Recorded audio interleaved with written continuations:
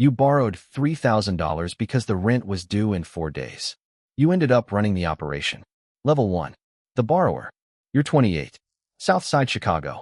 You do construction work. Cash jobs, inconsistent, good money when it's there and nothing when it isn't. 3 months of nothing and you're behind on rent, behind on the car payment, behind on a medical bill from an ER visit 6 weeks ago that you still can't explain to yourself because you didn't have a choice about going and you don't have the money to pay it. The bills stack up the way they do when you're 1 bad month from fine and you just had 3 bad months in a row. A contact from the neighborhood mentions a man named Eddie. He lends money. No paperwork, no credit check, no questions about what the money is for or whether you can pay it back. The contact says it like it's a practical piece of information, the same way you'd mention a good mechanic or a cheap grocery. You've heard of people like Eddie, but you've never needed one before. You need one now. You meet Eddie in a parking lot off 79th Street on a Thursday afternoon. He's not what you expected. No theatrics, no threats, nothing that looks like a movie. He asks how much you need and when you can start paying it back. You say $3,000 and 3 weeks. He says 15% weekly. You nod. You don't run the numbers on 15% weekly. You're thinking about the rent that's due in 4 days and the job that starts in 3 weeks and the distance between those two things that Eddie is about to close for you. You take the $3,000. You pay the rent. You buy groceries. You pay the minimum on the car. You wait for the job to start and you don't think about the interest because 3 weeks feels manageable. The job falls through. The construction company pushes the start date back by 6 weeks. No explanation, just a text from the site foreman on a Tuesday morning. By then, the $3,000 has been running at 15% weekly for 3 weeks, and the total balance is already $4,800. You make a partial payment, $600, everything you had, and the interest keeps running on the full balance. By week 6, you owe $7,200 on a $3,000 loan, and you have $400 in your account and nothing lined up. Reggie starts calling. He's Eddie's collector, short brown hair, plain dark olive work shirt, always the same number on your phone. He calls every morning at 8 a.m. and every evening at 6 p.m. without variation. Not threatening, not loud, just the calls. Twice a day, every day, the same number, the same question about when you're going to bring something in. You stop answering after the first week. He calls anyway. The calls don't stop because you don't answer. They're not designed to stop. You start to understand 15% weekly as something other than a number. Not as a rate. You knew the rate from the beginning. As a physical fact. As something that happens to your account balance every 7 days regardless of what your life is doing. You borrowed $3,000 and 3 months later you owe more than twice that, and the gap grows every week without you doing anything to cause it. It just grows. That's what it actually means when you're living it. 4 weeks into the Reggie calls, Eddie calls you directly. Not Reggie, Eddie. He tells you there's another way to handle what you owe. He needs someone for collections. Someone from the neighborhood who understands how people think when they can't pay. Someone who has been on the receiving end of the calls and knows what that does to a person and knows from the inside what actually moves people and what doesn't. You know exactly how that feels. You have been living it for 6 weeks. Eddie knows that. He's counting on it. You sit with it for a day. 1 day, which is longer than it sounds when Reggie called twice while you were sitting with it. Then you call him back and say yes. Not because you want to be a collector. Because the alternative is Reggie calling at 8 a.m. and 6 p.m. every day until something worse happens, and something worse was starting to feel like a question of when rather than if. The yes feels like the only door in the room that opens. You walk through it. You don't think about what's on the other side. You just needed the calls to stop. Level 2. The collector. You are bad at it for the first 2 weeks. Not embarrassingly bad. You go to the addresses, you have the conversations, you come back. But you come back without much. Not at finding people. That part is straightforward. You have the addresses from Eddie's book and the schedule Reggie hands you on your first day. The part you are bad at is the conversation. You go in too direct. You say what you need and the person shuts down and you leave with nothing. After the second week of coming back empty, you sit with it and you figure out what you were doing wrong. You were treating it like a transaction. It isn't. It's a conversation that ends in a transaction, which is a different thing entirely. You know this because you sat on the other side of it for 6 weeks. You know what it feels like when someone shows up and wants the money without acknowledging the situation. You know the specific feeling of being treated like a number on a balance sheet rather than a person in a bad situation. It doesn't work. It makes people defensive. It makes them disappear. So you change the approach. You go in slower. You ask how things are. You let the conversation breathe before it becomes about the money. You already know how bad their situation is. You've read the file. You know the balance. You know how long they've been behind. But you let them tell you anyway because being heard is worth something to a person who has been avoiding calls for 3 weeks. By the time the money comes up, it's almost a relief. You collect more in month 3 than Reggie collected in the previous 2 months combined. Eddie notices. He gives you your own accounts, a defined book of borrowers that deal directly with you rather than through a collector chain. You set the terms, you do the collections, you remit to Eddie weekly and keep 30% of the interest. Your own debt to Eddie is cleared at month 4. You stay because 30% of the interest on your own book is more than construction ever paid. You're good at this. That's the thing you don't talk about because there's no version of admitting it that sounds okay. But you are good at it. You have a specific skill for the specific thing the job requires, and the skill came from the 6 weeks you spent on the other side, and the skill is real, and it works, and you use it 3 days a week. At month 8, you have the largest individual book of any collector on Eddie's payroll. At month 12, you are managing 2 other collectors in addition to your own accounts, not by title, not by instruction from Eddie, just because it made operational sense, and you were the one who could see it. At month 14, Eddie is stopped during a traffic stop on the west side. A firearm is found in the car. He has a prior felony. Federal charge. 7 years minimum. The whole thing takes 2 weeks from the traffic stop to the federal indictment, and in those 2 weeks Eddie is in custody and unavailable, and the operation keeps running because you are running it. Before Eddie goes in, he calls you from inside and tells you the book is yours. The borrowers, the collectors, the territory, the schedule, the rates. He gives you a phone number for a contact who can provide capital if the operation needs it. He tells you the contact is reliable and doesn't ask questions. Then the call ends. You are running it now. Not because you wanted to run it. Not because you planned to run it. Because Eddie went to federal custody and the operation was already running, and you were the person who knew how to keep it running, and there was no clean moment to step back. The book was yours because Eddie gave it to you, and because everyone who worked the territory already knew you were the one making the decisions. Stepping back would have required a decision that felt bigger than continuing forward. So you continue forward. Not with a plan.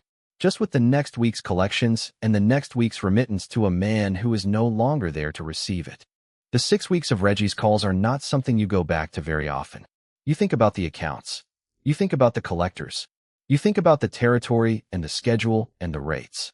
The call stopped a long time ago. That's what you needed. The rest of it just kept going. Level 3. The operator.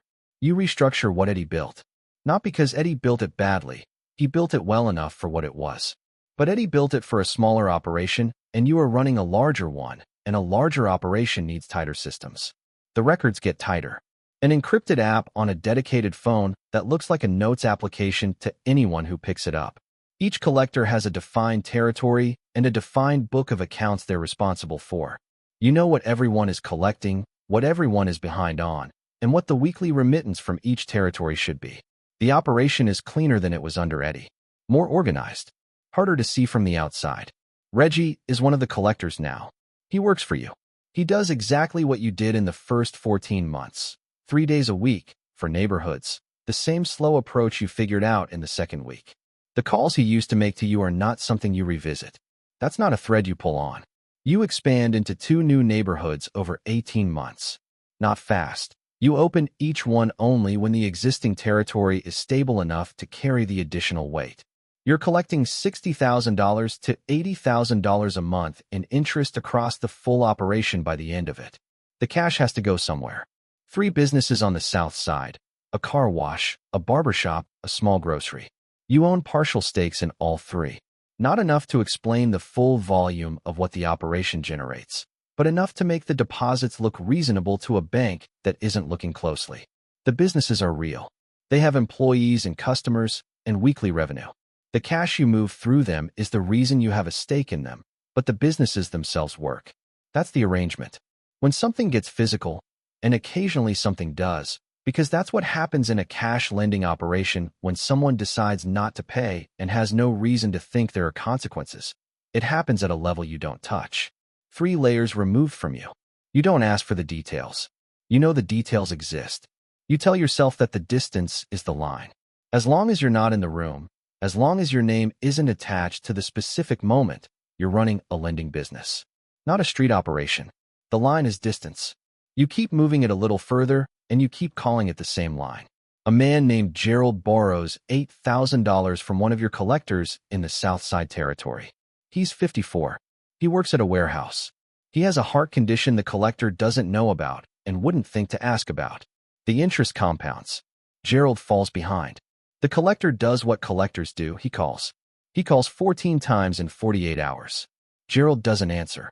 Gerald is at home managing the specific stress of owing $8,000 that is compounding at a rate he understood in the parking lot and didn't feel until it was already $11,000 and climbing. Gerald collapses at home. Cardiac event. The paramedics take him to Stroger Hospital on the west side. The ICU doctors connect the event directly to acute stress. Gerald's heart condition made him more vulnerable than the collector's call log knew. The collector's call log doesn't care what it didn't know. You don't know Gerald's name yet. Gerald is one name in the territory report that the collector submits each week. A borrower behind on an $8,000 loan, 14 collection attempts in 48 hours, no payment. That's the entry. That's what you know about Gerald. What you don't know is that Gerald has a son who works in finance in Atlanta and who books a flight the same night Gerald goes into the ICU. You don't know he's heading to Gerald's apartment looking for the insurance documents. You don't know what he's going to find in the desk drawer instead. Every payment, every interest note, the collector's number in Gerald's handwriting at the top, 14 missed calls on Gerald's phone from the same number in 48 hours. You don't know any of that yet. You know Gerald is behind on $8,000. That's the entry in the weekly report. One line among 43 in the same weekly report. Gerald is one of 43. That's the line you drew. You drew it at the edge of the weekly report and told yourself the distance between you and Gerald was enough to call it something other than what it was. That's how far the distance goes when you keep moving it. Level 4. The son. Gerald's son lands at O'Hare at 11 p.m. He goes straight to Gerald's apartment to find the insurance documents. He knows where Gerald keeps important papers, the desk drawer in the bedroom. He opens it looking for the insurance folder and finds the loan file instead. Every payment recorded in Gerald's handwriting. Every interest calculation. Every collection note with the date and the amount and the gap between what was paid and what was owed. The Englewood collector's number written at the top of the first page in Gerald's own handwriting. Gerald's phone on the bedside table showing 14 missed calls from the same number across the last 48 hours. Gerald's son is 31 years old. He works in finance. He knows exactly what he's looking at. He goes to Chicago PD at 11 p.m., still in his travel clothes. The loan file in a folder under his arm. The detective who takes the report escalates it to the Financial Crimes Unit the next morning. The structure of the operation, multiple borrowers, multiple collectors, cash moving through 3 partial business stakes, crosses enough lines to make it federal. A special agent named Ray from the FBI Chicago field office picks up the case. Ray has worked Southside predatory lending cases for 6 years. He knows how these operations are built, and he knows that the way to the person at the top is through the people below them. He flips the Englewood collector within the first week. The collector gives Ray everything. The encrypted app, the 3 businesses, the weekly collection schedule, your name. Ray doesn't move until he has the full picture. He builds it first, and then he moves. The supply capital number Eddie gave you before he went and connects to a network Ray has been building a separate case on for 2 years. Your operation is the thread that ties both cases together. Ray is interested in you for reasons that go well beyond Gerald's hospital bed. The case that lands on his desk from Gerald's son's visit to Chicago PD ends up being more significant than it started. Wednesday morning. The barbershop on the south side. Weekly cash reconciliation. Ray and 4 others are waiting in the car park when you pull up. You see them before you get out of the car. You recognize what you're looking at the same way Gerald's son recognized what he was looking at in the desk drawer. You sit in the car for 11 seconds. Then you get out. Gerald comes out of the coma 9 days after your arrest. The doctors say the acute stress was the primary trigger. The heart condition was the vulnerability the stress found. His son is at the hospital when he wakes up. He tells Gerald that the man who ran the operation is in federal custody. Gerald is quiet for a long time. Then he asks if his debt is cleared. His son doesn't know how to answer that. You started as Gerald. That's the whole thing.